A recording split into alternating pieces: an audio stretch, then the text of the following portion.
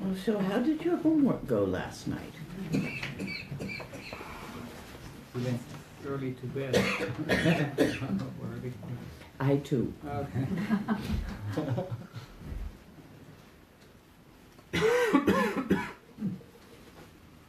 Yeah, let's try. Yeah, now I can see you. Yes. I've been doing the thing a lot where I'm aware of the space around an object while looking at an object. Mm-hmm.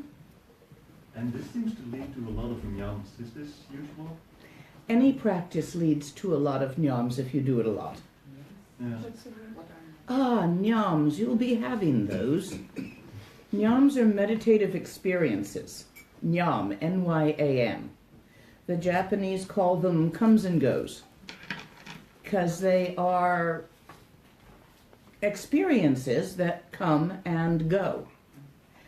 I'm going to shift into Mahamudra terminology for a moment, because I've noticed with Westerners, there's a place in Dzogchen that everybody gets hung up for a while, called stabilizing their trekcha. Somebody told you somewhen, or something got translated as there is something you're supposed to stabilize. However, you can't stabilize the moving. Not gonna happen. In Mahamudra, we spend a long time in Shine, as Shine develops into Lakton, as resting in stillness develops into direct seeing, where we separate and become very clear to ourselves what is the moving and what is the stillness. This will later on protect you from the accident, which can take years to get over, of trying to stabilize the moving. You try to stabilize a meditation that you have accomplished. Go back to Lam Rim, impermanence. Anything that has a beginning is gonna have an end. So if you achieve a meditation, that means this meditation has a beginning in time. It started, you achieved it on September 24th, 2010. It's gonna end. You can't keep it. Things that begin and end are come and goes. They come and go. They're part of the moving. This is really important. Your thoughts are moving. They come and go. Your feelings are moving. They come and go. Your perceptions are moving, and your experiences are moving. If you experience the experience of stillness, although the stillness does not come and go, your experience of the stillness does. It's moving.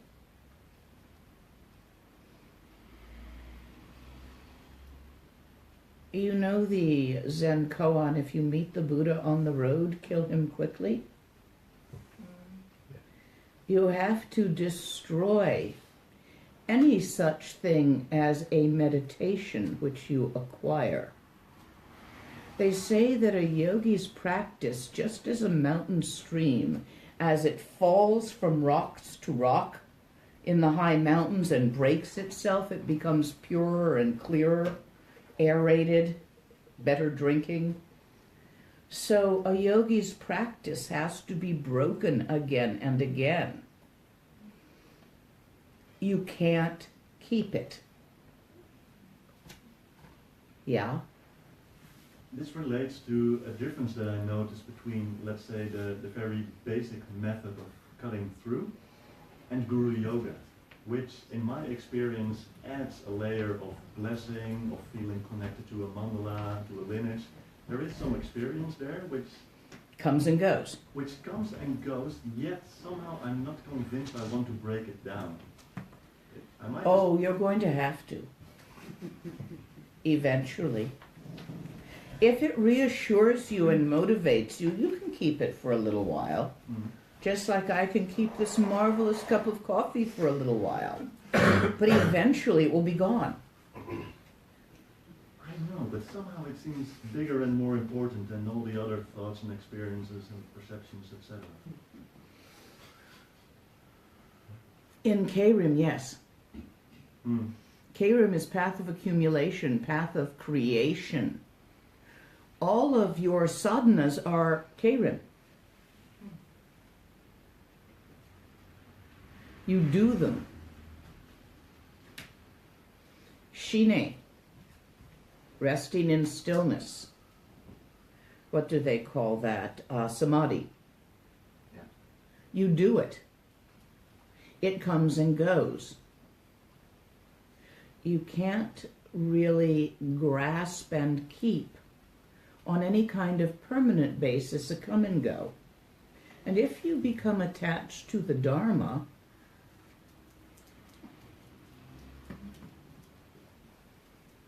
and try to keep it rather than go past it. Look, the Dharma is a set of tools. When you pick up a screwdriver to unscrew a screw, once the screw is unscrewed, you put down the screwdriver, because now you got the back off the thing. All of these doings are tools. And yes, they lead to experiences. You have to go through and pass them. Guru Yoga is very important. It leads to a blessing. But the blessing occurs. Behind that is that which doesn't come and go. When I recite the lineage before beginning, the names of the teachers, the personalities of the teachers come and go. What is pointed at by the names and the personalities of the teacher is always there.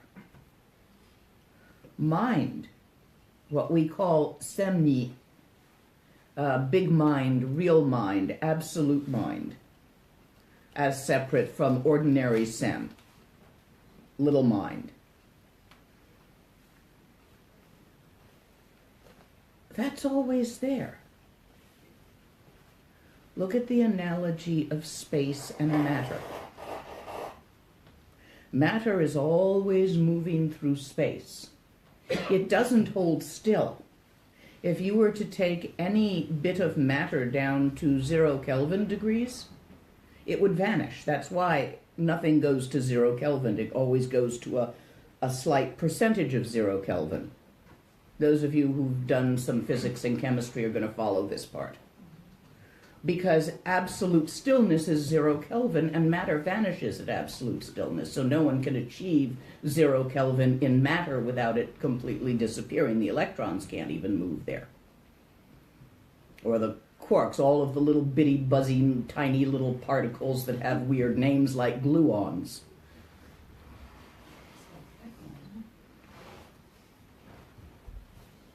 The space in which the matter moves doesn't move. Phenomena arises in mind. Your experience is a phenomena. It's moving. Whether it's an experience of great blessing or an experience of great horror, it moves. the mind in which the experience occurs does not move. As long as you put your trust in a moving, your trust will be betrayed in the long or the short run, because it's gonna wiggle. So if you put your trust in an achieved, acquired practice, and you are very good at achieving and maintaining that acquired practice, it's still on the wheel, and all it's going to do is drop you into a God realm. And you've been there and you've done that. If certain belief systems assist you, such as belief in Dharma, you may keep those belief systems as, say, working hypotheses until you no longer need them. There's still a belief system. There are phenomena moving. Tawa is to recognize stillness. Your recognition of stillness is moving and will continue to be a moving object, unreliable, until such time as the separation between the recognizer, Rigpa, the seer, Rigpa just means seer. Rigpa is that which is staring out from behind your own eyes. Seer, that's the literal meaning of the word. It's not some highfalutin something. So, until the seer recognizes itself as the stillness, inseparable from the moving,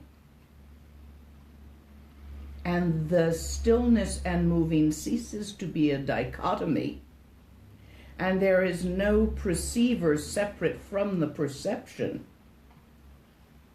you're going to be having yams.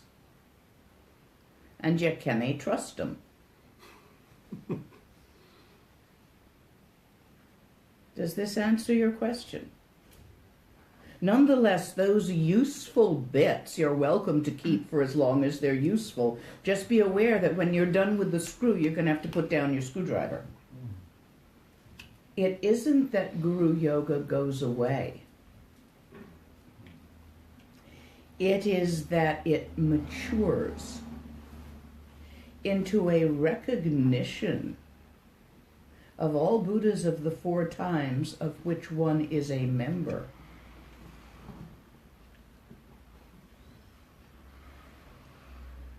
And one ceases to need to separate oneself from Tawa. Make sense? That makes sense. Don't put your tool down before you've got the screw loose.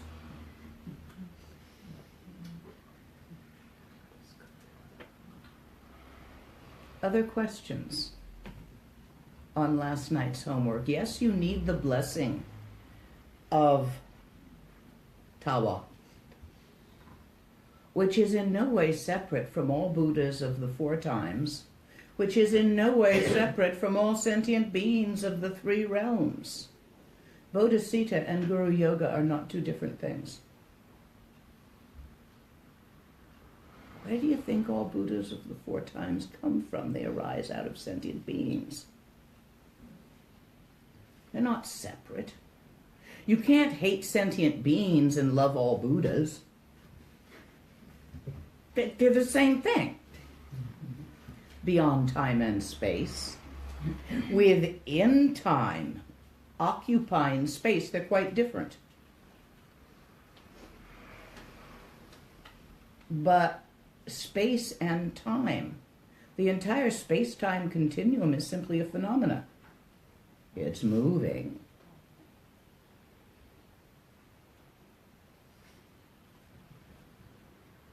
Other questions? In the back and then you. I hope now it's you are teaching about Gompa. You Yes. said yesterday. So I'm wondering. Yesterday you said about meditation. It is Tjense Light rays of compassion and love, yes. For me, it's and you explained also that it has to do with open-heartedness. Yes. For me, that is very difficult to recognize in the nature of the mind, in the Tala, as I understand it. Oh, Perhaps well, you we've got a misunderstanding there. Here, let me show you. Align your channels. I have to show you. I can't explain it.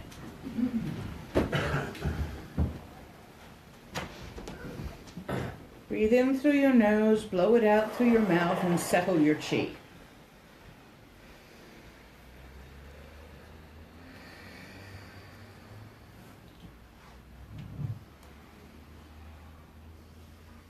Open your attention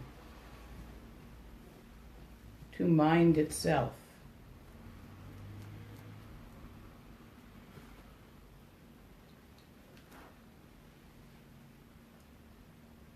Open awareness. The seer sees itself.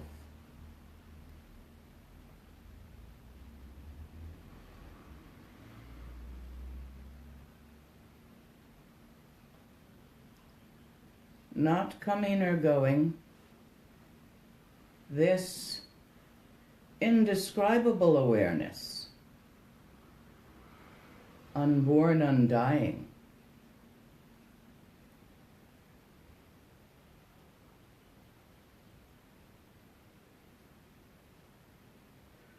Beyond the limitations of the ideas of time and space. Tawa is simply Hung, the mind of all Buddhas of the 4 times, empty and aware, luminous with the clarity of vitality.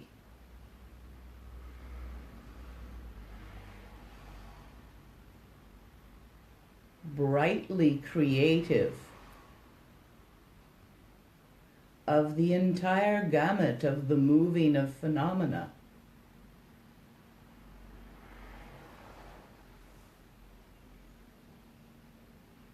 Chuku longku truku. Infinite open awareness, the mind of all Buddhas of the 4 times. Bright, luminous, aware, awake. The speech of all Buddhas of the 4 times.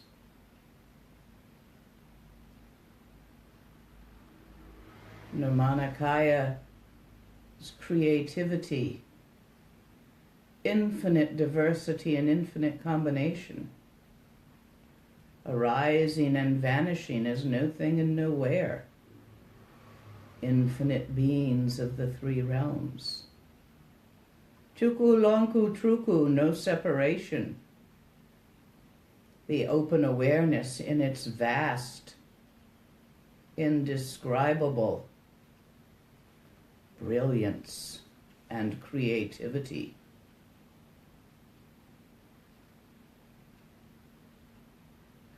You cannot separate clear light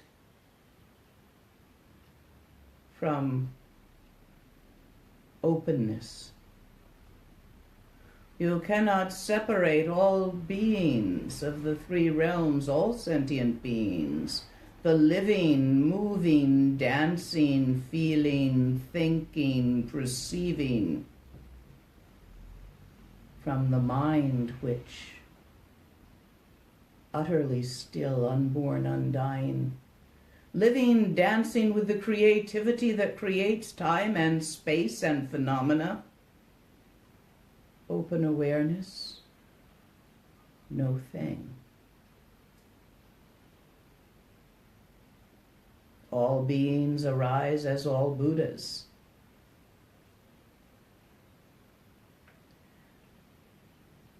Samsara and nirvana, the dance of stillness.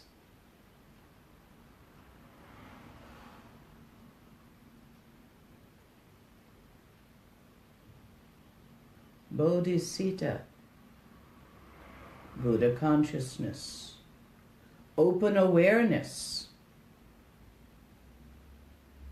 infinite recognition, vitality and aliveness, the creativity of all phenomena. These are the same thing. There is no separation here. Guru Yoga, your reverence for all Buddhas of the four times, cannot be separated from Bodhisattva, the consciousness of all life.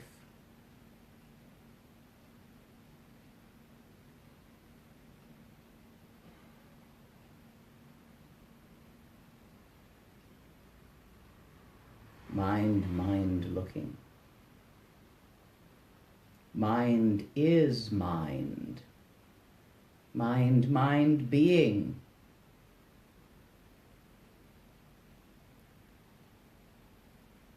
You are. We are. It is. Infinite open awareness. Alive with the vitality of the dance of stillness, the arising of phenomena, the disappearing of phenomena arising in mind as mind never was anything other than mind. All form arises as emptiness.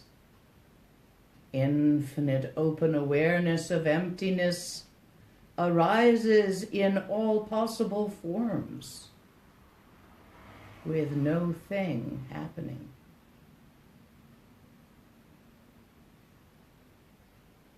Let go of your little tiny location in the time-space continuum.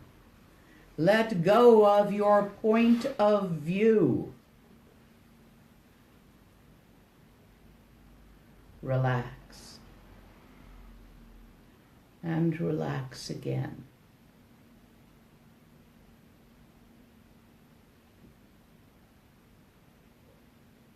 You see? Somehow. Yeah, don't try to understand this. Okay. Because your understanding is thought, and thought limits and distorts. Because you're going to be thinking in English or Dutch or French or one of these, and each one of these has its own set of limitations. You're bilingual. You speak more than one language. Well, you know you think differently depending on the language you're thinking in. You all have noticed that. When you're completely thinking in Dutch, you think one way. And when you're completely thinking in English, you think another way. And if you switch to German or French, it changes again. Each one of these are limited ways of thinking. And if you try to understand Dzogchen in words, you'll squish it. Because it doesn't fit inside those limitations.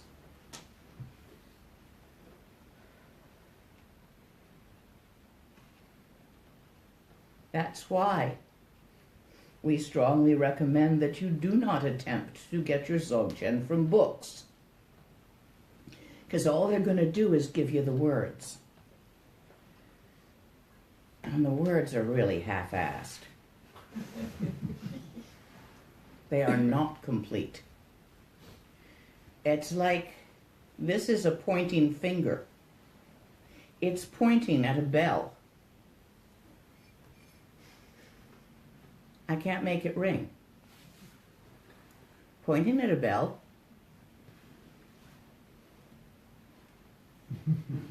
It's not a bell. That's a bell. This is pointing at a bell. All the words I give you in all these days are fingers. They don't ring. Okay? Van die Longzin names like Longzin Rapjan, it's helpful, I think. Yes. Also connected to Kiense Eusra.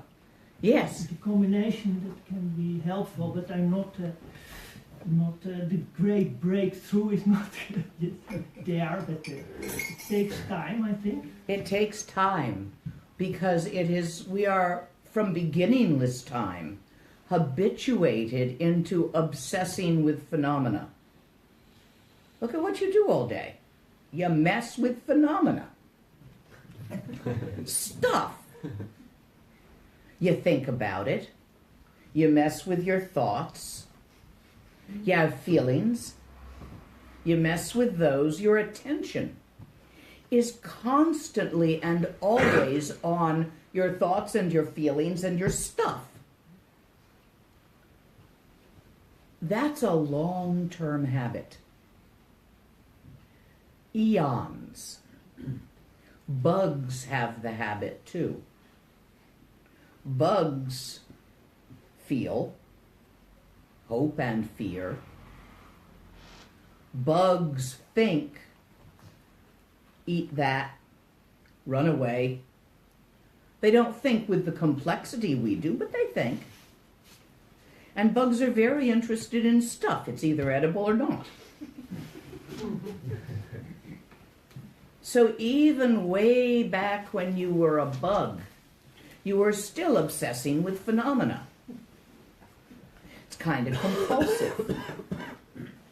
It's like OCD. You've all got this obsessive compulsive disorder in regard to phenomena, and you just won't leave it alone. GOM, meditation, is to leave phenomena alone for a few minutes and break the habit. But if the phenomena of a meditative experience catches your attention, oops. This is why any meditation that you acquire, you have to pop. Nyams are likened to signposts. If you see a sign that says Amsterdam 20 kilometers ahead, and you were on your way to Amsterdam, you would find this very reassuring. Oh, good, I'm on the right road.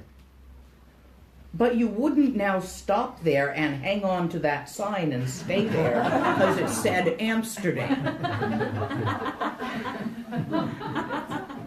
Same thing for all your lovely meditative experiences that you have acquired through practice. They're signposts. Leave them beside the road and drive on. Only they're really interesting sometimes. They can be blissful. I can get into a practice where nothing hurts. At my age, that's a big deal. Even in this weather. And it is very tempting, even though this is obviously a come and go because my thumb hurt or my toe hurt or something was acting up before I sat down. I'm talking to all you guys who are my age now. You know damn well something hurts as long as you're walking around.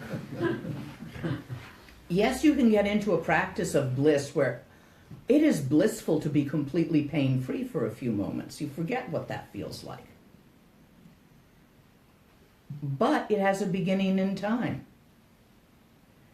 Tempting to stay there a while. Take a little rest. Okay. I'm not telling you not to when you get a really pleasant nyam.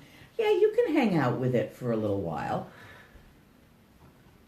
But don't think you're going to be able to keep it. And after you've had your fun for a few minutes, realize that it is a phenomena, and you're mucking about with phenomena again, and trying to keep one phenomena and get rid of a different phenomena, which is what we do with desire and aversion continuously all the time. Look, you all know you can't get enlightened on purpose, right?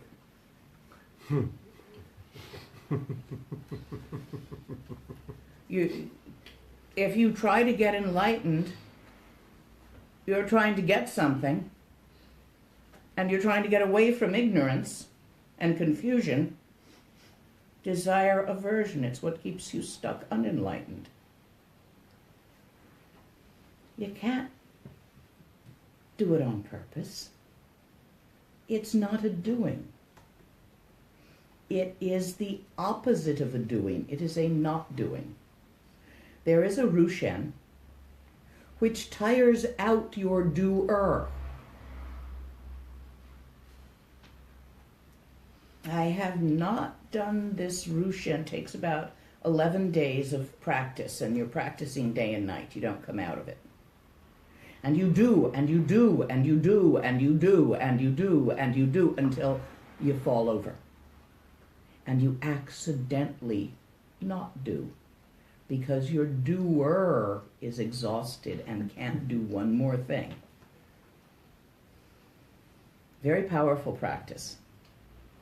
It's one of the Dzogchen Rushens that is not given in the first years of Dzogchen, but is given later when people keep trying to meditate. And they can't stop doing meditation, which of course isn't going to work.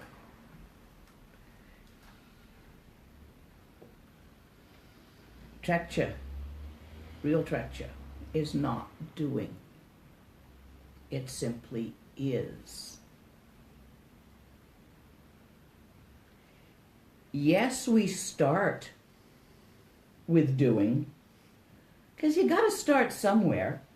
And we all have this illusion that time is linear, like it's a line and it goes past, present, future, and you keep like going in this line. Nuh-uh. Wormy, squirmy ball of timey-wimey stuff.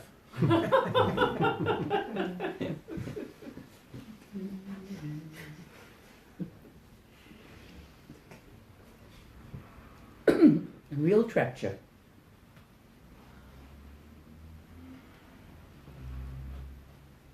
is not stuck in a point of the space-time continuum.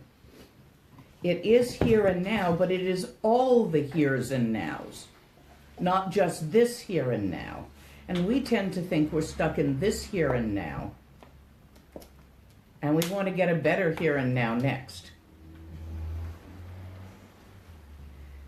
Yeah, it doesn't work so well. You had a question. My question has to do with this, with non-doing. It connects. But I don't know exactly what the question is. There's non-doing does not mean passivity. No. And I have this, not so much in my in the formal practice on the seat, but in my practice life, there is this pattern of passivity. Things happen to me, which almost without exception support my practice. In horrible ways, but support my practice. Girlfriend leaves me, and then unemployed. Last year my teacher left me. He literally dumped me. And all these things, they take away hope, fear. Mm-hmm. And there's a question in there. Yeah. Can you find me the question mark? Where I can't do the practice. You can't do this practice. No. But by the same token, the practice can't be done to me in... No. It can't, neither. These are extremes. Go find the middle way between them. When you have a question like this, always look for the middle way. To do this would be an extreme. To have it done to you would be an extreme. Yar. You are your practice. Look, each one of you, in this moment, who you are right now is a clump of all your sensory input, what you're thinking about your sensory input, your ideas, everything you think has happened to you in the past, all the feelings you're having now, all the feelings that you feel you have had in the past, your little self in this moment is the clump of the shape of this moment. All the people around you are part of that shape. All the bacteria inside you are part of that shape. But that's not all you are. You are also infinite open awareness, which in this moment of time and space is manifesting as a clump. But the clump is not made of anything other than infinite open awareness. There is no conflict here. In order to be active, you need to be. In order to be passive, you need to be. You aren't.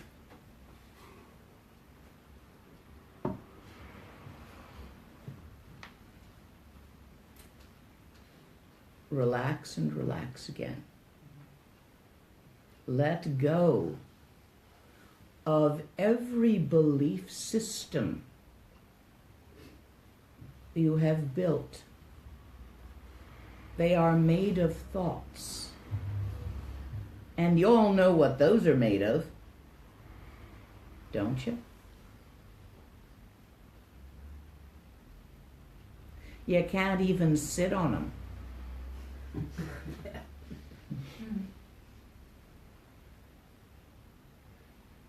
Your thoughts, your feelings, your physical sensations, which are oh so important to you. Yeah, to me too.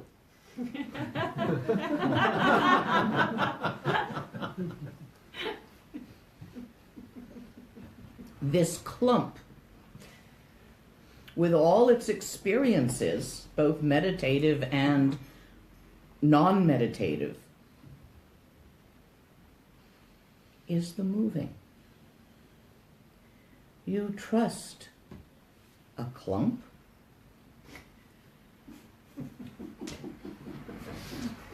Better you trust stillness.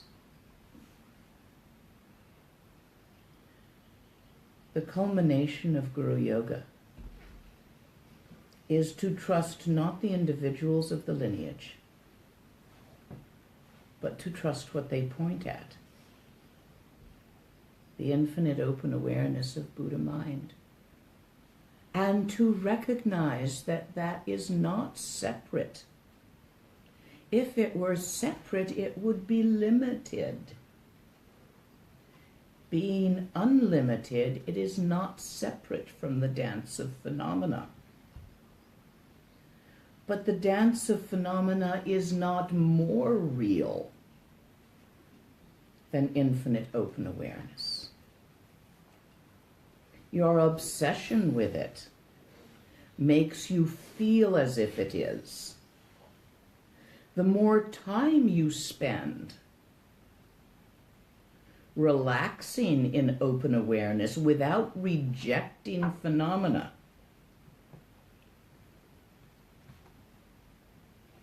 the clearer it will be to you that they are not separate. Does this in some way answer your question? Yes. We have such a tight grasp on who we think we are. And yet I sure think I'm different. I mean, who I think I am before I get my coffee and who I think I am after I get my coffee, they're really quite different. Jan will have noticed that if she's around here somewhere.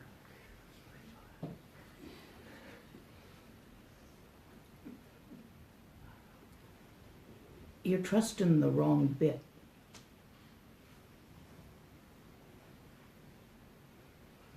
And it's sliding. And you keep trying to put it, make phenomena be infinite open awareness, instead of leaving it as phenomena and leaving infinite open awareness as infinite open awareness and recognizing that the two are the same thing and you're that.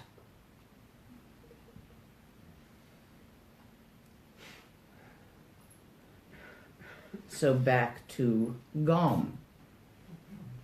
Practice. Break the habit. Break the OCD habit.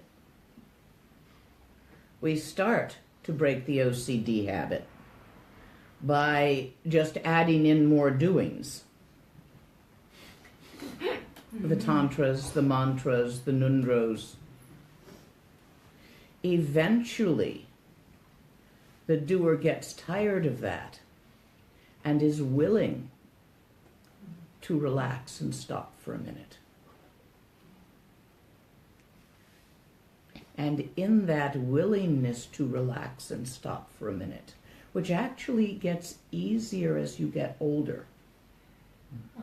Rarely are teenagers very good at Dzogchen. Nundro was invented for teenagers. You gotta tire them out.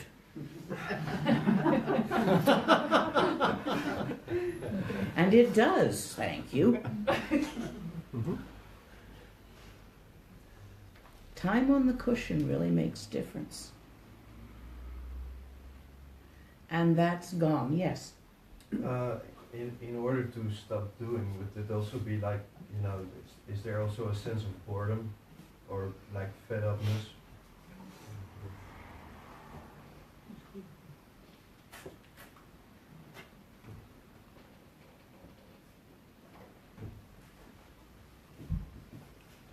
That can lead to renunciation, boredom and fed upness. But renunciation is a doing.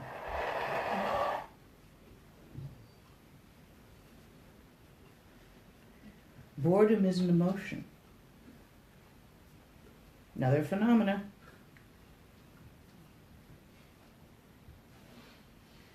Other questions on this? Yes. For me, it was like, it felt like a sort of rebel thing coming up, he was saying about to be fed up with things, but it's not like rejecting, but more like to go in a different place or something. And then the only doing that's helping me is now like to wiggle. I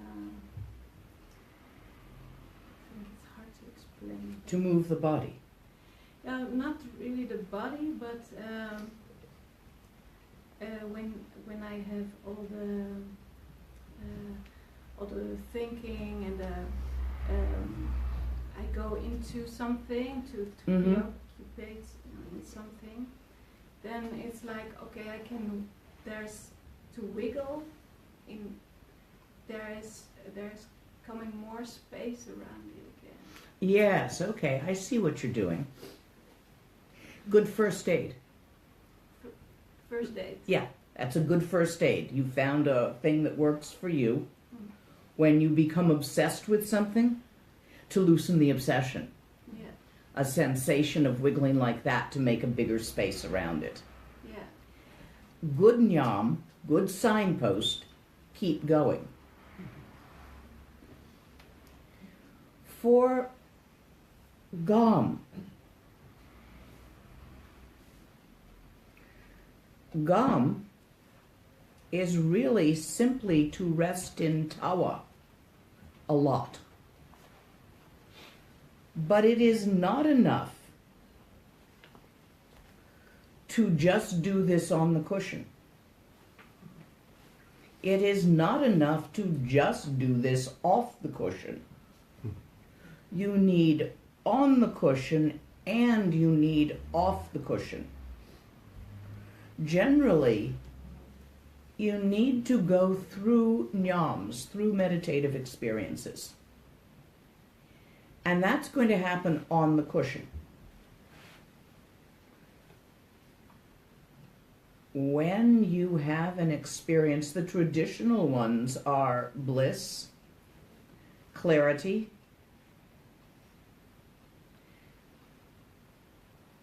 thought-free states, stopping thinking, and grouches. Oh, you know, you're sitting on your cushion, and you just get into this really good, juicy grouch about your partner or your job or, you know, whatever. And it just, it tastes good. That's a nyam. It's a common meditative experience.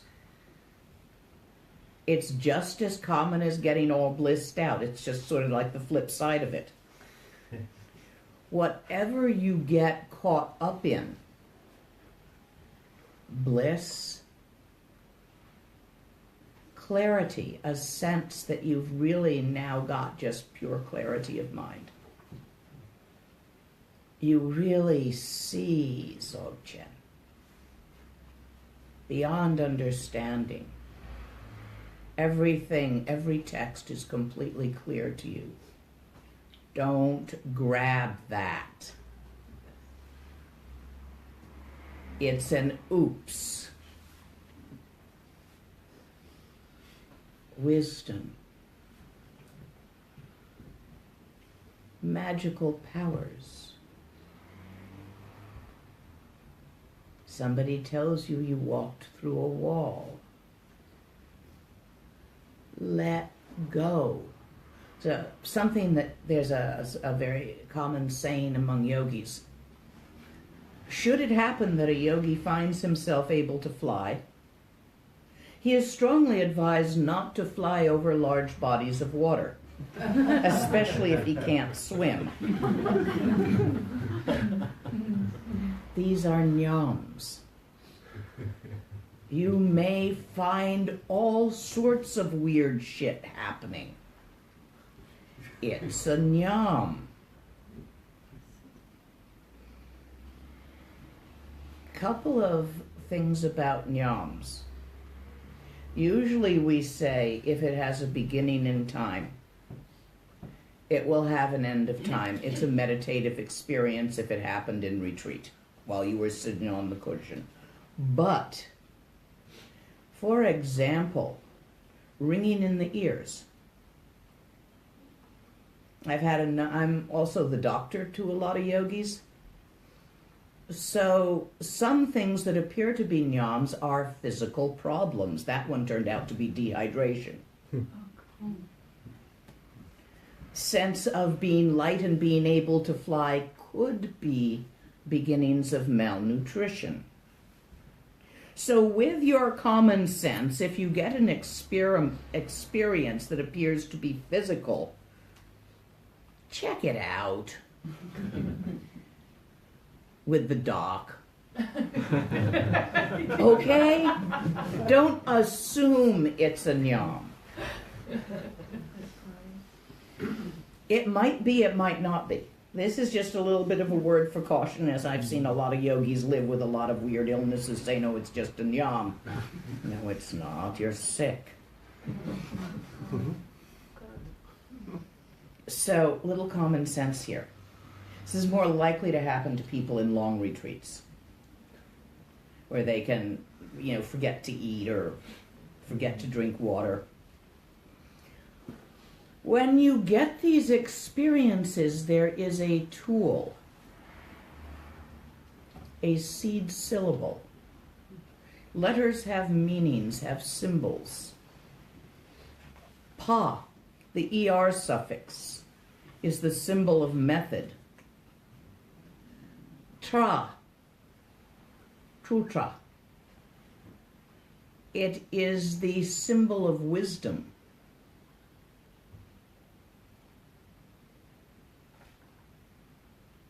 Well, trutra naljor is a word that for lacton, for direct seeing. Yoga of dancing stillness. So, when we bring together a letter of method and a letter of wisdom, we create the seed syllable pet. Think of a graphic novel in which the entire universe exists on the surface of a soap bubble. Poke it. What sound does it make? Pet.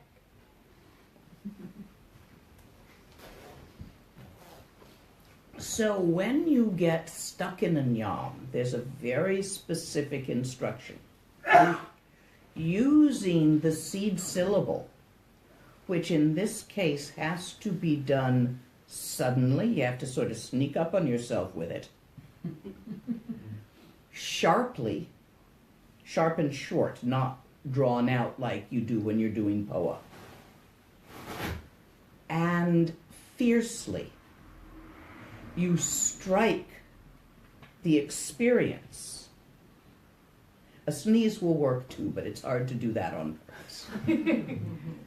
You strike the experience with the seed syllable while looking directly at mind. The experience, the nyam you're having, pops. The seed syllable pops it. For a moment there, hetewa, a unconstructed state, a not made or done state. And then your habit pattern reasserts itself and you make something out of it. So, saying the syllable properly is important, and you have to do it out loud. No sub-vocalizing won't work. Because also how that affects your breathing and the chi in your channels is important. So you actually have to say, pet. Give it a try. Pet. Good. This is not for group practice, right? You just sound like microwave popcorn. This is for when you're alone. And it's not for out in public. Really, the time you need this is when you're on the cushion. You don't often get stuck in a nyam when you're out and about. Generally, if you're moving, your chi is moving in your channels so fast that the nyams just arise and then they change. You're not stuck. Whereas if you're still on your cushion, you will tend to get stuck. Pop it. Two aspects to this. How you say it and where you're looking when you say it. If you just say it properly, but you're not actually looking at your mind, all you're going to do is startle your fleas. Both have to be together. Questions on how to use this? Pretty soon, yeah? Other question about this nyam. If you say it is a signpost, then it's like this is a signpost, this is the car, and you drive by it. Yep. But what happens with me is that I'm talking to you or to another person, and then suddenly the bliss jumps on my neck. So it happens, and it's not something and it happens. And it catches you? Yeah, it catches me, and You are one of the rare people who may need to use the seed syllable while in public. Here's how you do it.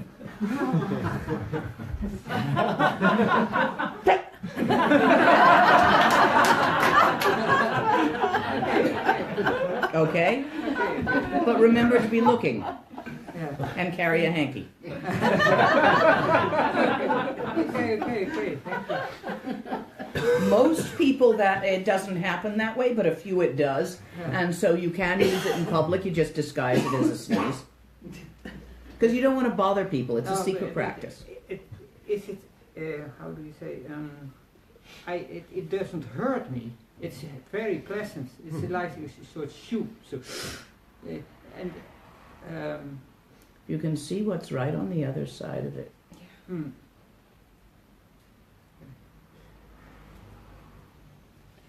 It's a way of your protecting yourself from enlightenment. Okay.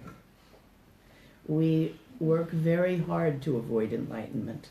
We actually work harder to avoid it than we do to get it, even Dharma practitioners. Especially Dharma practitioners.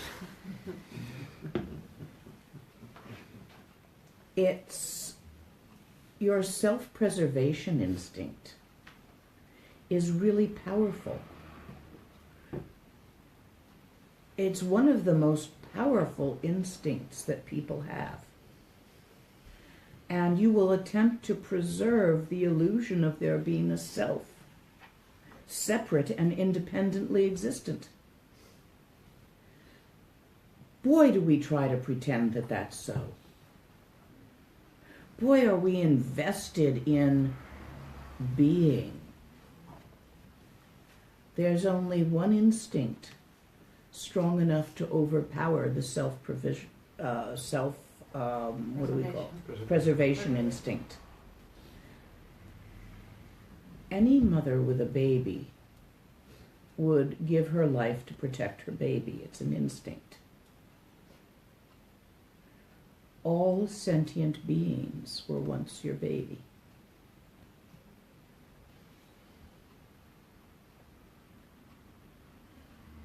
Bodhicitta is powerful enough when you realize it.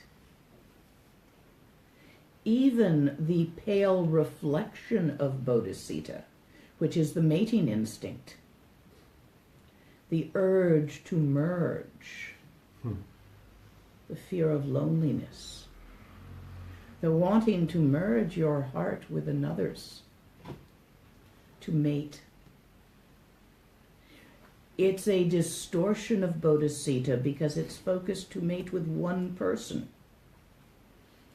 For most of us. There's exceptions.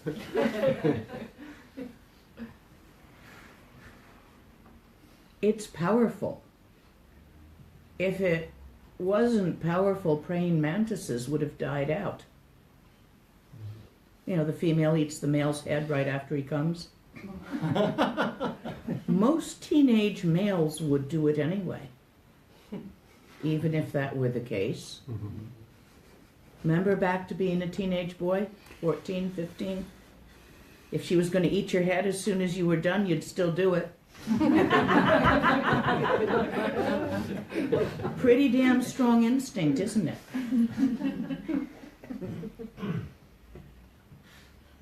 Lust is a reflection in dirty water of Bodhicitta. Lust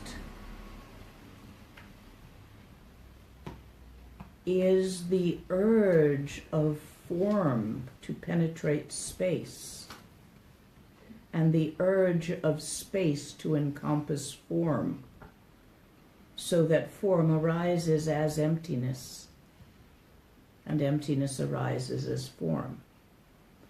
This is the... Do you have any yabyums? You don't. On the cover. On the cover. Yeah. Ah, Kuntu Zampo, primordial Buddha, Kuntu Zangmo, primordial Buddha. That's what that symbol is.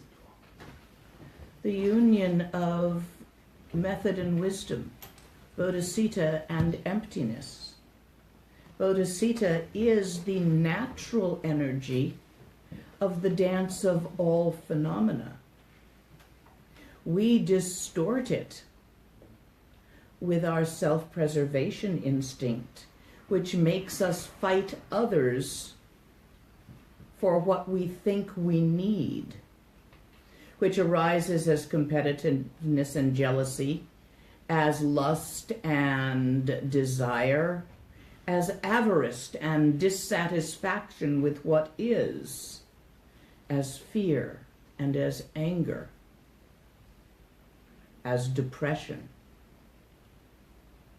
and exhaustion. The dance of the 5 Dhyani Buddhas with their consorts is the dance of emotion which is distorted from its natural state of the 5 wisdoms. And it is distorted into the flavors of the 51 human emotions that we think are real. Oh no, I'm not saying that right. Your feelings don't go away. They simply lose their stickiness. This is the 51 human skulls worn as a necklace by Vajrayogini. The 51 fresh and juicy human heads worn as a necklace by Dorje Pagmo. It isn't even that they lose their juiciness. They become what they are rather than what you make them into by your hope and fear. That's the distortion. That self-preservation instinct is a bugger. You can't go at it directly. You know what's going to happen if you actually go after one taste directly and try to really focus on seeing? Your mind will come up with some entertainment to distract you from that, such as a depression. Full blown. You have to sneak up on that through bodhicitta.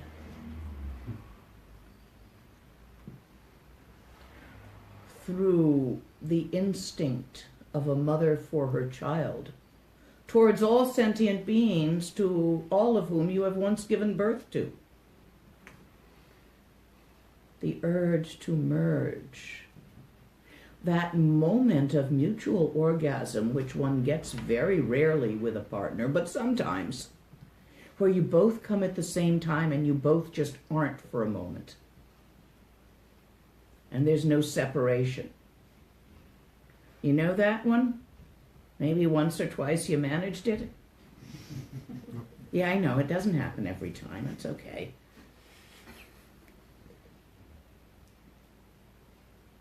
That energy is the reflection of the energy of bodhicitta. Loneliness is lack of bodhicitta.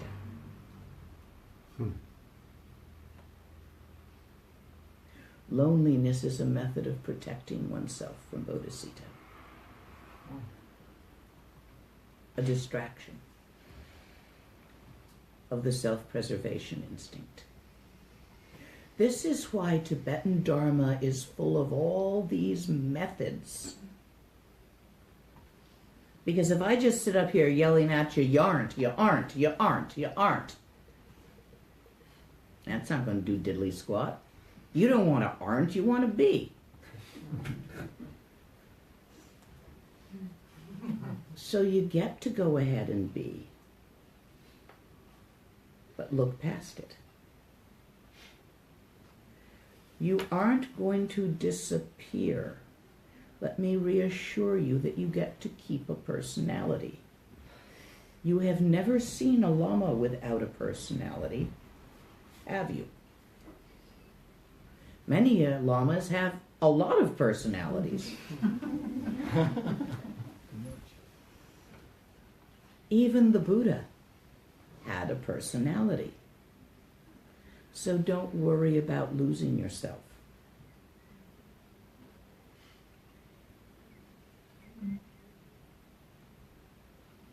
Question?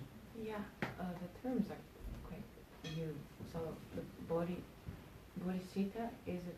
Universal love. So it's not is it the play of phenomena, or is it? Well, yes, the play of phenomena is universal love. Bodhisattva, literally Bodhi means Buddha, which means thus gone, gone beyond. Sita means consciousness or mind. However, we normally use in Dharma language the term bodhisattva to mean open-hearted great-heartedness, the hero. Sometimes we use the word compassion, a open-heartedness to all life. Not pity compassion. Don't take the pity out of the word compassion and you've got what it means. The Tibetan word is ningji, superlative heart, great-heartedness. That help? However, the Tibetan language is a fractal. Many words, you can keep opening them and opening them up into deeper and deeper meanings. So when you say a sentence, it's like shorthand, and there's a surface meaning, and then there's another level underneath that, and another level underneath that. And I'm trying to put it in English, and you're thinking about it in Dutch. So we're already playing telephone.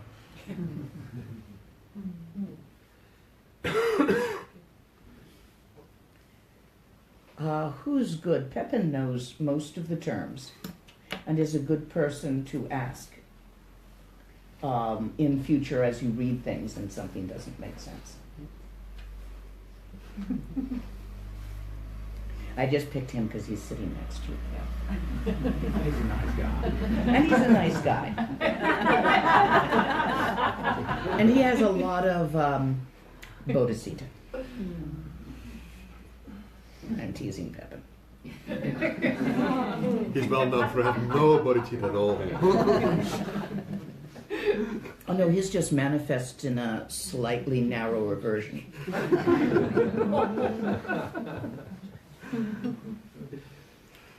Questions? Although I am teaching Sixsumnadeb, in talking about Gam, I want to open another text. Anyone here a student of Norbu Rinpoche? So Norbu Rinpoche's teacher was Garab Dorje. And this is a private text written by Garab Dorje and given orally to Wangdo Rinpoche.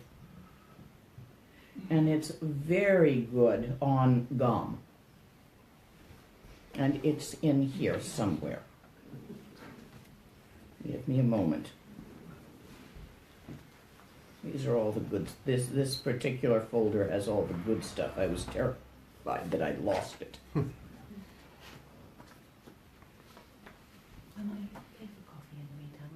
I'm good at the moment. No. Good text, but no. Come along, you're in there. I don't want to have to quote this from memory. It's going to be the last one I find.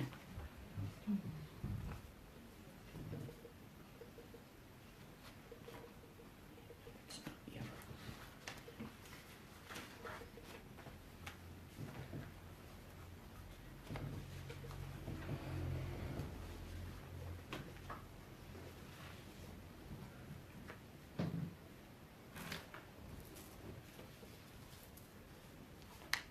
Yep. My last one.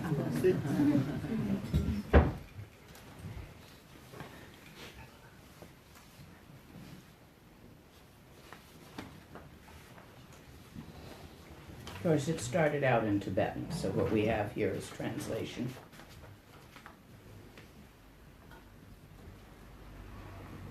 Dear children, listen closely.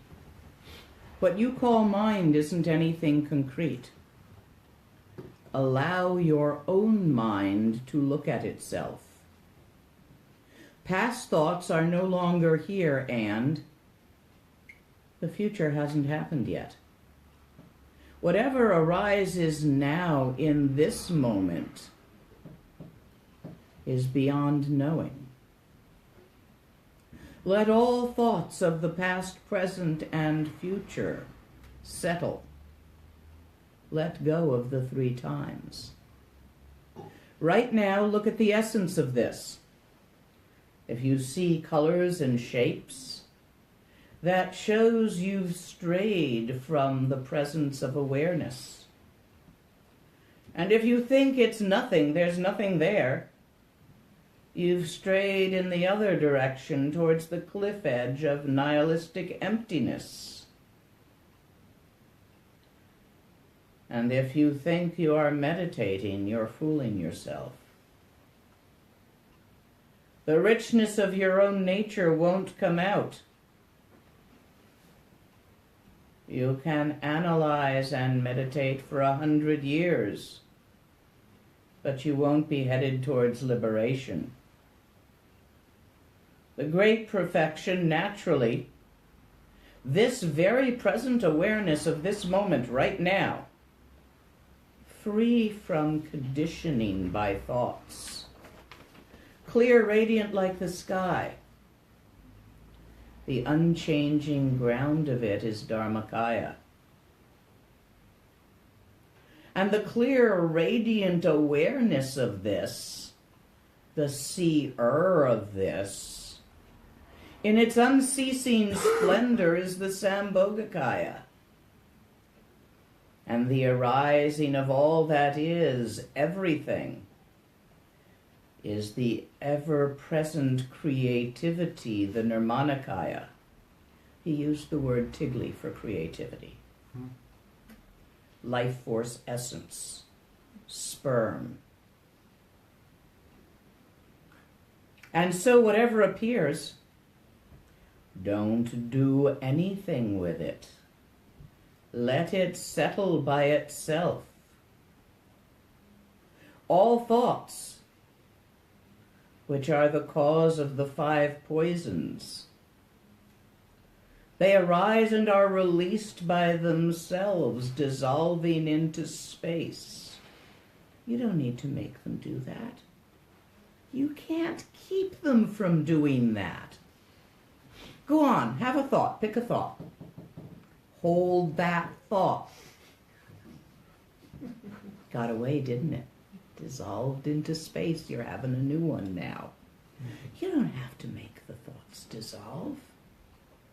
You can't stop them from dissolving if you try.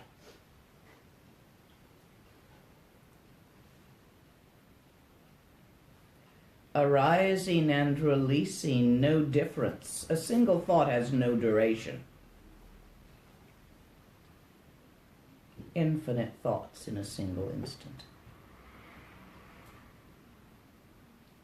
Look at it go. There's nothing moving there. Nothing going, nothing coming. Look at your mind with your mind.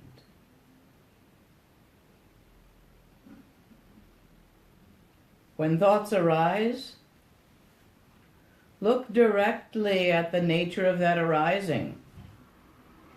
When thoughts release, look directly at the nature of that release. Arising and liberating themselves, no difference. It's exactly the same. There is no slipping into preference. Thinking or not thinking. No difference. No need to prefer stillness over movement. No need to grasp movement over stillness. No separation there. When eating sitting, walking, getting up, sleeping, or talking, whatever you do, while you're doing it, look directly at the nature of this. This is how all Buddhas arise from all sentient beings. There is no direct teaching more profound than this. Those who rely on this teaching, beyond causes and conditions, in the expanse of the Dharmata, realize all appearance as magic, and the wisdom I is now present, and so is the knowing. Your body is no longer solid. You travel through structures.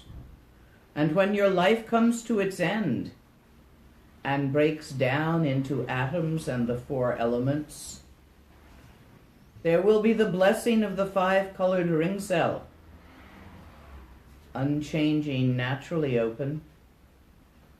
This is the seer settling into the space of Dharmakaya as the space of Dharmakaya. And Rupakaya's enlightened activity, which brings benefit to all.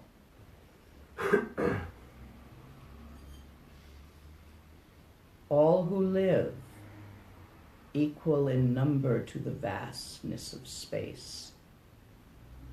This concludes this teaching, which carries much benefit. Jio, may all be happy. This speaks to an aspect of Dzogchen, which, although is contained in the 3 words of Garab Dorje, is not as clearly spoken of. In here it says, at all times, on all occasions, recognize the already known Dharmakaya awareness. This goes into more detail. While eating and talking and walking and shitting and speaking and dancing and drinking and working. At all times, on all occasions. Now, there's a problem with this practice, or rather there's a really common misunderstanding with this practice.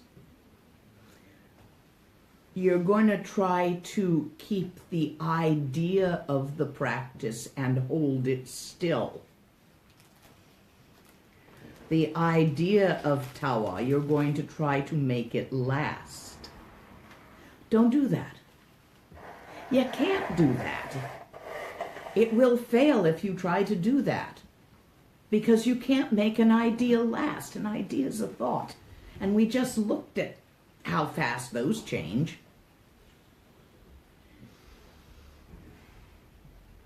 The view, tawa, cans just about as well as asparagus. You ever tasted canned asparagus? Slimy. Tinny and bitter.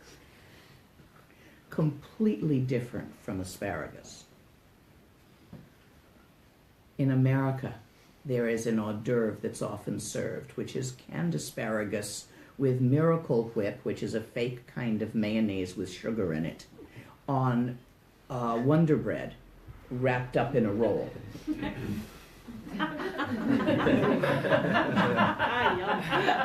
Why? That's okay, man. That's the way we would feel about that, they feel about herring. And there's always lutefisk to laugh at. That's always lutefisk. You can't can it. It has to be fresh. And this is why I have a small gift for you guys, which is a tool. I talked about it a little bit last night. And yeah, you're not so many that I don't have enough. I think.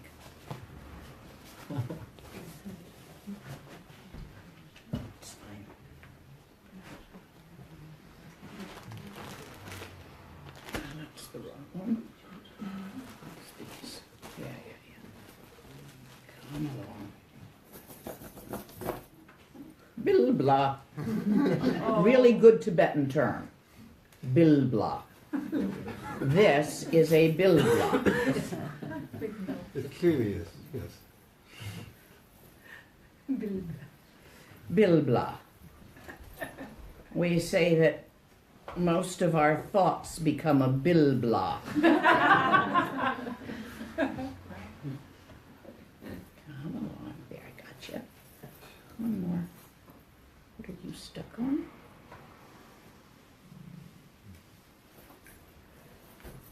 There.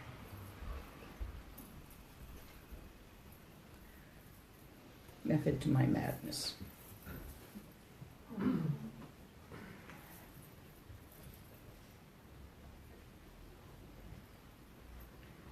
This is a little one of these. This is a Dorje, a Vajra. This is a symbol of that which is so empty that it contains not even space. Therefore it is utterly hard, nothing can penetrate it. This is a symbol of your own real mind. Semni, big mind.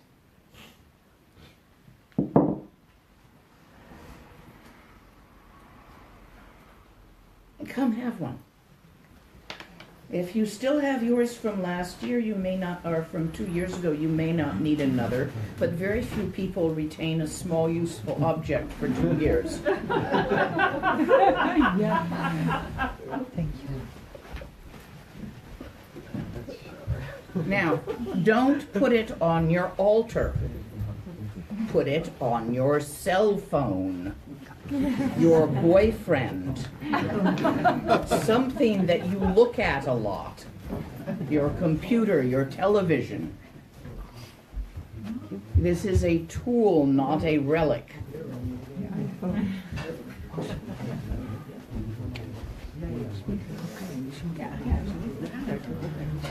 Nee, ik heb een hele tijd naar een pols gedaan. En even eens eruit. We zitten de hele tijd tegenaan. Dat zou ik het inderdaad niet doen. Maar ik kan het juist uitteksten voor me. En het ding is, als je moet er tegenkomen. Ja.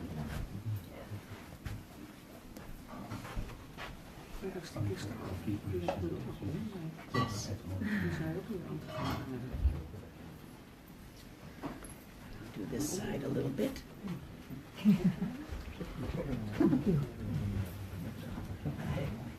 Dank je wel. Swingt de hele tijd.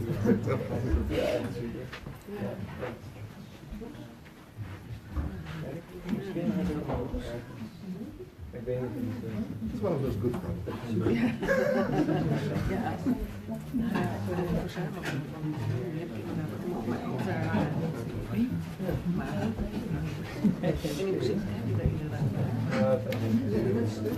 Je moet het gebruiken.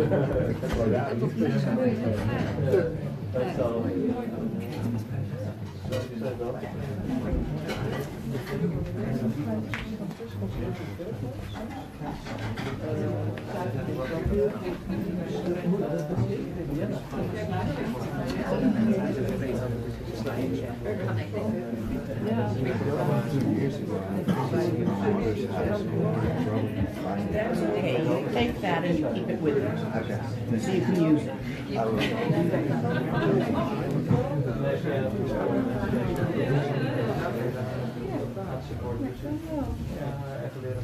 Still on my computer screen. I also still have mine, but for a friend who was Actually, no. Oh, for a friend who's watching, yes. You need something slightly different than this, but still. This is just for you because of where you are.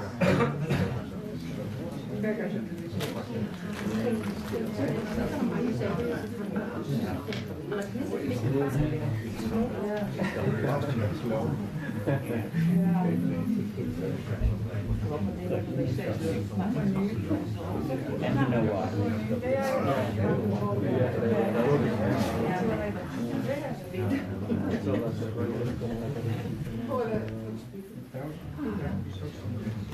So what you do with these little Dorjes is you put them somewhere they will come to your attention frequently. Not on the altar, not safely at your mom's. You keep it with you. You can hang it from your glasses, turn it into a long earring that dings your neck and bothers you, tie it to your wrist, stick it on your boyfriend if you happen to look at their pecs a lot. Well, it depends on the boy. Every time you see it, check and see if your mind is still there, or if by chance you've lost it. Glance at Tawa. Hundreds of times a day. Anybody here from Great Freedom Foundation? Someone was here the other day or last night. Anyway, they call it short moments. Same practice. Every time you see the Dorje, and you can print out little stickers of Dorjes on little sticker paper with your printer and stick them inside your cabinet and on the milk jug and to your cat, you know, or your turtle, anywhere that you look a lot. And every time you see a Dorje, quick glance at Tawa, and then don't grab it. Don't try to maintain it. You'll squish it if you grab it. It's like grabbing a butterfly. Don't grab. Just glance and let go.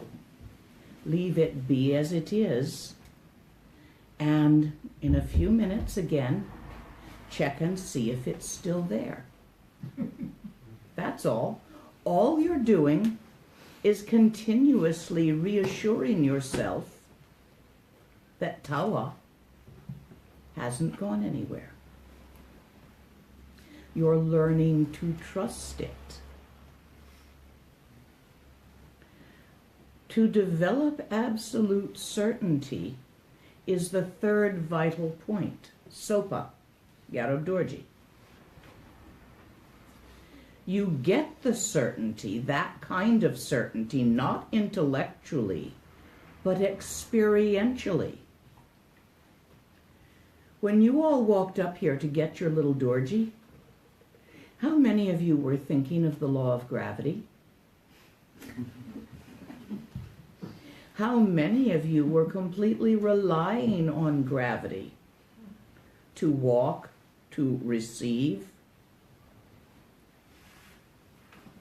Without doubt and without having to think about it. It was there for you. How'd you get that way with gravity? You sat in your high chair and you held things out and you let go.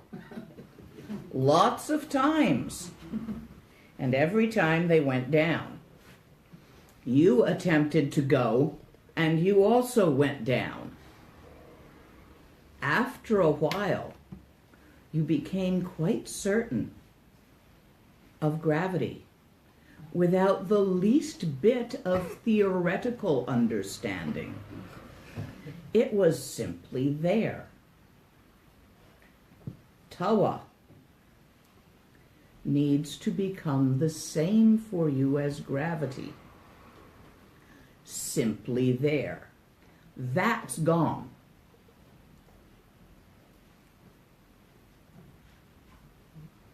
Do you understand the instructions? Over our lunch break, practice that.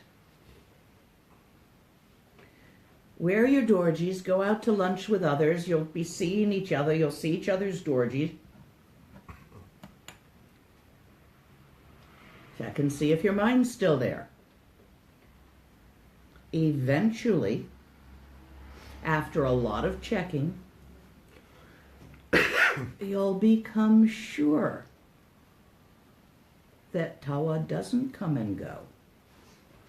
Your attention on Tawa comes and goes. That's fine. Attention is part of the moving. You ain't going to stabilize it. Your perception of Tawa comes and goes. That's fine. Perception is part of the moving. It's done with the 6 sense organs. You perceive Tawa with your yi. 6th sense.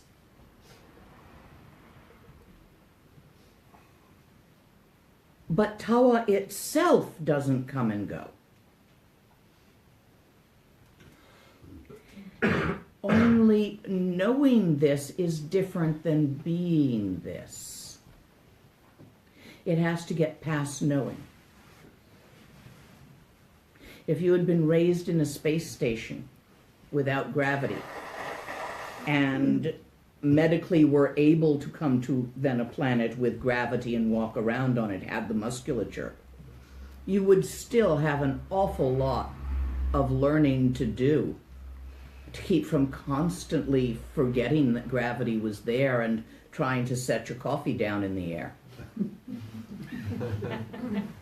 A mistake which none of us make these days.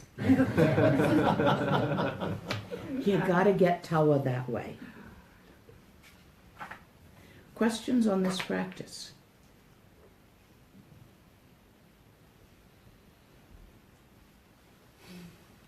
Yesterday you gave this crystal, and it had to do with the 3rd one, and that the thoughts are... 4th Wang. 4th? Oh no, sorry, 3rd Wang. Yeah, that You're the correct. thoughts are transparent. Yes. Is this also connected to one of the ones? This Dorje? No. This is a tool. It is in some way, in order for you to be able to use the tool, you must have had the 4th Wang. But since I'm giving you the 4th Wang in every session, which is the telepathic showing of Tawa, of nature of mind, if you are getting it or not is depending on you. If you're too busy thinking to feel what I am showing you, then it'll go right by. But I'll do it again. Goodness, Rinpoche must have taught this text to me and given me the 4th Wang hundreds of times before it went in. But I was particularly dumb. I mean, I was not an easy student, and I made every possible dharmic mistake you can possibly make. I was really creative about that.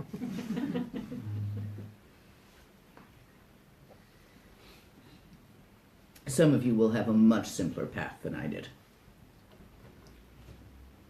Do. Am. Are we good for the lunch break and the practice you know to do during the lunch break? Really? Ah, yes.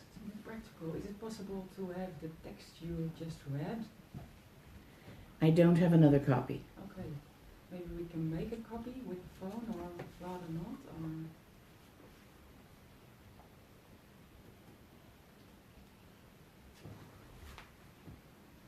It's possible to write it down from the podcast a little bit later. Yes, but I think I would rather make sure you have it.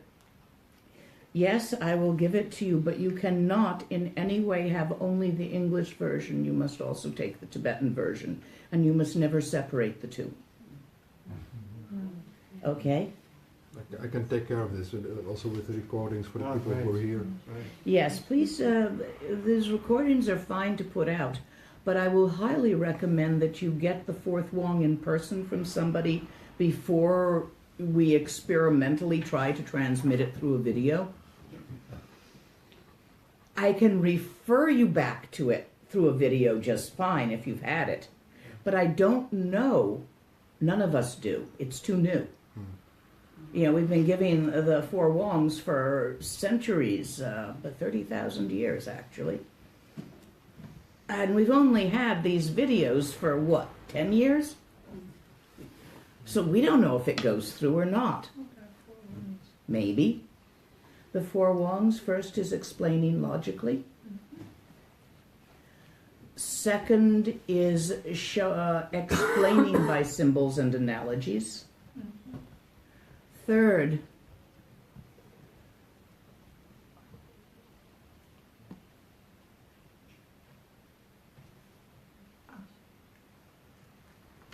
and fourth,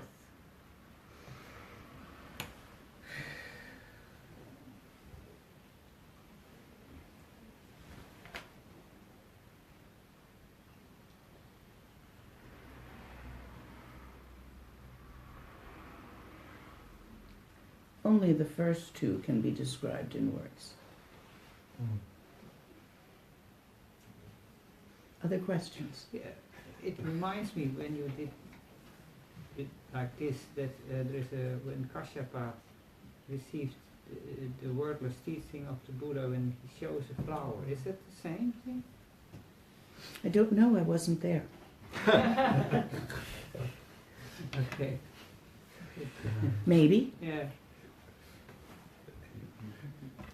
Other questions? Yes. Yeah, I think I might be intellectually stuck again. If mind doesn't truly exist, how then can I actually see if it's still there? By opening your awareness, opening your attention, and allowing your attention to let go of all the thises and that's. Thoughts, feelings, perceptions, sensations, thises and that's. When you defocus your attention from the point focus of this and that, there is an open awareness which is perceptible, but beyond the perception of it, that open awareness is you. To do that with your attention is called tawa. So whenever you see the little Dorje, you do that with your attention for a moment. If you've done it a lot with your channels in alignment sitting on your cushion still, it's really easy then, while going about and doing other things, to do a quick glance or a quick release of your point focus. And it'll come right back because you might be busy doing things. Do not, until you're really good at this, do this while driving. Okay? Or riding your bicycle. If it's too easy to oopsie there. Walking's okay, as long as you're not in the bike lane. So a little common sense on it, but the more you sit on your cushion for time in GOM, the easier these short moments of open awareness become. And yet it is the short moments of open awareness that causes the recognition of the inherent stability of natural mind, which is that damn trying to stabilize Trekture misunderstanding. Some of you are in that misunderstanding, because everybody gets stuck there in Dzogchen. Does that help? It's a doing, because we're doers. Eventually, when you've done it enough, your relationship to gravity is not something you're doing. When you walk, your attention to gravity is not something you do. It just happens. So this will also become like that, given time.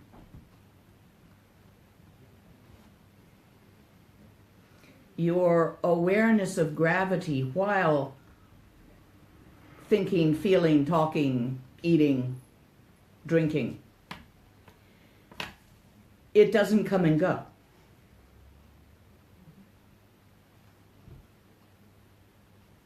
Your natural innate open awareness does not have to come and go. But in the beginning, it will appear to come and go because you are disassociated from your perceptions. And you are seeing tawa as something outside of you. It may not be point focus, but there's still a separation between the seer and the seen. That will dissolve over time. But you can't make that dissolve faster than it do, because any kind of effort will constrict, and that don't work. Yes? When there's still a point or a vastness of old pain in between.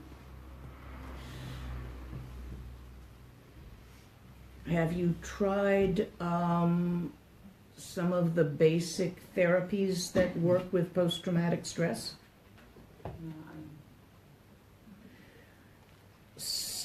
There are practices that will often release the old pain, such as Vajrasattva. They can be rather time-consuming.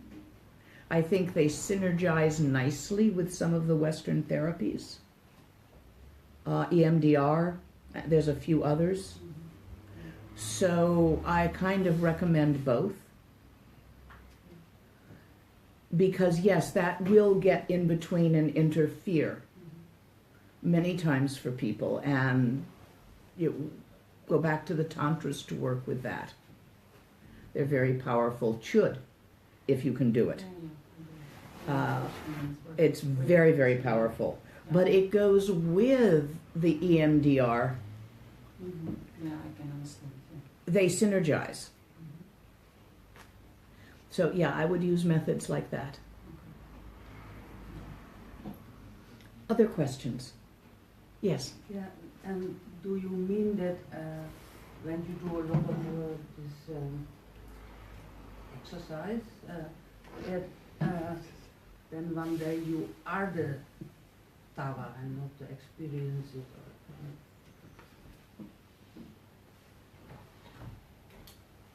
Eventually, you will notice that you always have been the tawa.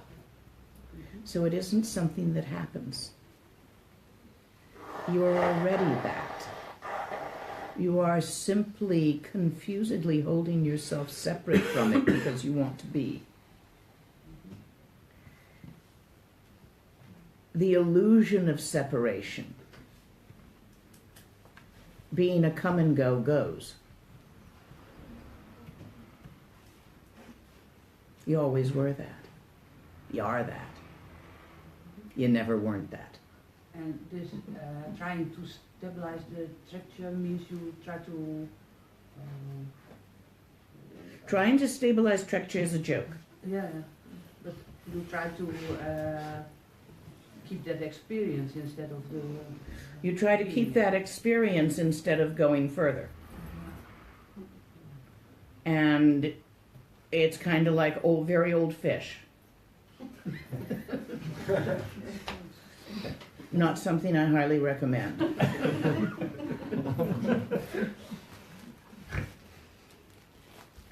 Other questions? Maybe it's too big, but if we're all the same on consciousness, why when one part wakes up, doesn't the whole wake up? We're not all the same consciousness. I've used 3 words, Dharmakaya, Sambhogakaya, Nirmanakaya. The infinite open awareness is Dharmakaya. That's the term for it. However, that infinite open awareness has the quality of aliveness. vitality. We call that the clear light nature of the Dharmakaya. Sometimes we call it Sambhogakaya. Another word, too many terms. But we just don't have these words in English, so I have to use them in Sanskrit or Tibetan. The creativity of that vitality, because aliveness is creative, that's the nature of aliveness, is to be creative, creates the multiplicity of phenomena. That's the manifestation of the creativity of the emptiness. Phenomena is multiple. You're a phenomena. The part of you that wakes up and goes to sleep at different times is phenomena. But phenomena arises in mind and dissolves in mind. It is that vitality, that aliveness, that clear light, the central pivot of Sambhogakaya that all the Westerners miss because they didn't grow up with 1,000 pointers pointing at it, that is the key to the singularity of multiplicity and the multiplicity of singularity. In language, in our language, Western languages, things are either like this or like that.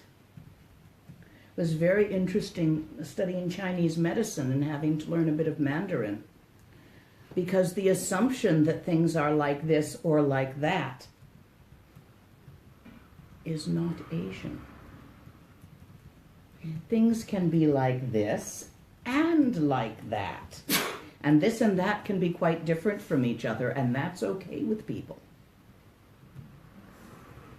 However, German-based languages have a bugger of a time with that idea.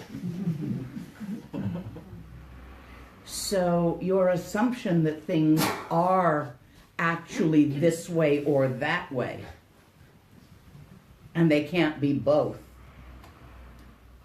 that assumption is itself incorrect and language-based, culturally based.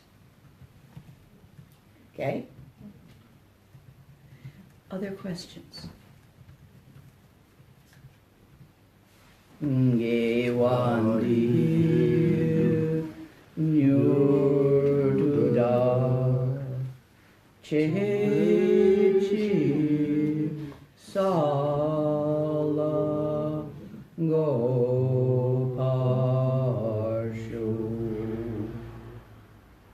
Now I have something to ask you.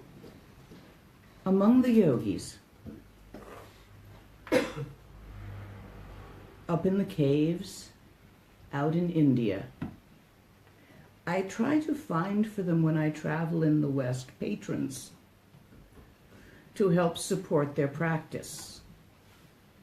It's particularly good, there's a synergizing that happens for those of you who are currently career and family busy and can't go make long retreats because your kids aren't old enough yet. If you've got a 2-year-old, you're not going into retreat. No way. They're not going to let you. Or mortgage, career, you're at the peak of your career. If you're busy like that, and therefore at this time in your life don't have the opportunity to go into retreat, but would like to have the results of going into retreat happen to your practice, you can share practice with one of the yogis. Because you support their retreat, it's about 20 euros a month, keep somebody in retreat. That's dinner. Once a month dinner out. I've looked at the restaurant prices around here, they're pretty high. Mm-hmm. To keep a yogi in retreat, you share practice with them. So a lot of the blessing of the result of their retreat comes through to you and helps your practice mature without your having to make such a time commitment if you're unable to. I will say, if you are not working and can make retreat, do it. I'll recommend that first. But if you are in the middle of your career, and you need to put your time into that. If you're raising a family or having a mortgage or part of your culture, if that's what you're doing at the moment, this is a nice way to jumpstart your practice. Also, it really helps them a lot. Many of them, there's mostly refugees, some of them, mostly women, because the women are not supported in Asia in practice the way the guys are. And yet some of the best practitioners are women. So we got a bunch of nuns up in the caves and down in town who have their own caves higher up the mountains, which they go to in summer. But then 30 feet of snow, if you're past 30, is a little bit much. So they come down for the winter, the older ones, and make retreat all summer. When I don't find sponsors for them, they break rocks on the roads all summer instead of making retreat, to get enough money to come down and get teachings in the winter and make a little bit of retreat. So it's really nice when somebody sponsors them. I have a folder with pictures. This afternoon, or rather this evening, for those of you who are interested in doing this, plan to hang out a little bit, to look through this folder with me, or actually with Jan, because I'll probably be hitting people over the head with a vase, and then after with me, and pick somebody. Any of you who are thinking of coming out to Sopema to practice, having a friend there is nice. And many of them are lamas. I'll tell you which ones. Having your own lama is also nice. Of course, they don't speak English, which is how come they're not here and famous. But boy, do they practice, some of them. So be thinking about this, to decide and talk to, your marriage partner, spouse, whether you guys want to do this, and those who do, we'll set it up at the end of the teaching. Okay? Let's go eat. I hear a question. Yes. I would like to share my experience because I'm very thankful, and I'm doing this for about 2 years. Who are you? Who do you have? I'm having Ani Nyawan. Oh, yes. Excellent. And I would like just in 2 minutes to share that I'm having 2.5 years old. I am in the middle kind of a career, and I'm super busy, and I have the excuse for myself to be stupid in a way. But I also had the experience of doing long retreats and supporting Ani, and I see that the results are there, just like being on a long retreat. It's incredible. I really see the support, and I'm very thankful for that. As well as something happening in my life. I lost someone, and somehow I managed to get in contact with Lama Tuten, who supported the passing away in an incredible way. So I would really recommend you, if you can get this, it really helps. Lama Tupten is a great one. He's one of the local lamas.